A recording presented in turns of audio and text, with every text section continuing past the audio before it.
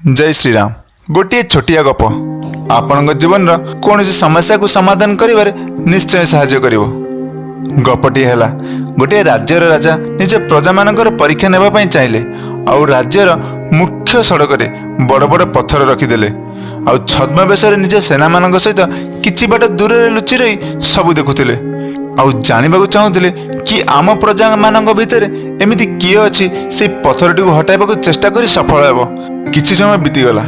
किछि समय बीती जिबा परे लोक माने सेही रास्ता रे जिबा आसिबा मध्य करिले, किंतु रास्ता रे पड़िथिबा सेही पत्थरटी गोटे समस्या देखि जानि मध्य ताकू अणदेखा करी से पत्थर कर गोटे छोटिया रास्ता रे जिबा आसिबा करिले। आ किछि लोक तो राजा को उल्टा सीधा गाली गुलज मध्य करिले।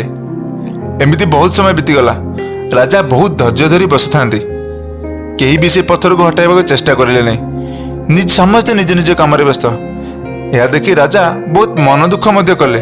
ठीक यही समय रे गोटे गरीब वृद्धा पिठिरे मुणीटे धरी सेई पत्थर पाखु गला आउ मुणीटी को तले रखी सेई पत्थरटी को रास्तारू हटाइबाकू बहुत चेष्टा कला, किंतु कौन हब पत्थरटी बहुत बड़ थिला, से टिके भी घुंचिला नहीं। से वृद्धा जनक बारंबार एमती चेष्टा करी पत्थर को टिके घुंचाई पारिले नहीं आउ सेठारे मन दुख करी बसी रही मने मने आउ किछि लोकंकर साहाय्य खोजुथिले।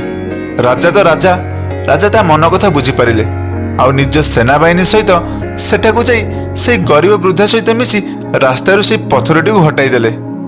एहा परे से वृद्धा खुशी होई राजा को धन्यवाद देला आउ राजा मध्य से वृद्ध को स्वर्ण मुद्रा रे भरा गोटे छोट मुणी एवं निजर परिचय देले आउ कहिले मु मो राज्यर प्रजा मानकर परीक्षा नेउथिली और जानिबाकु चाहूली कि ये पत्थर रूपी समस्याटी को रास्तारू हटाई आगो को जाई सफलता हासिल करुची। गपटा बास आमर जीवन सहित एमती रिलेट करे।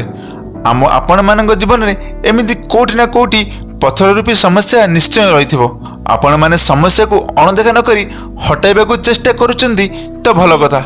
आउ जदि चेष्टा करिना ताले एबेठारु चेष्टा करंतु, देखिबे आज नहेले काली आपणकर समस्याटी निश्चय हटिଯିବ। जय जगन्नाथ। धन्यवाद।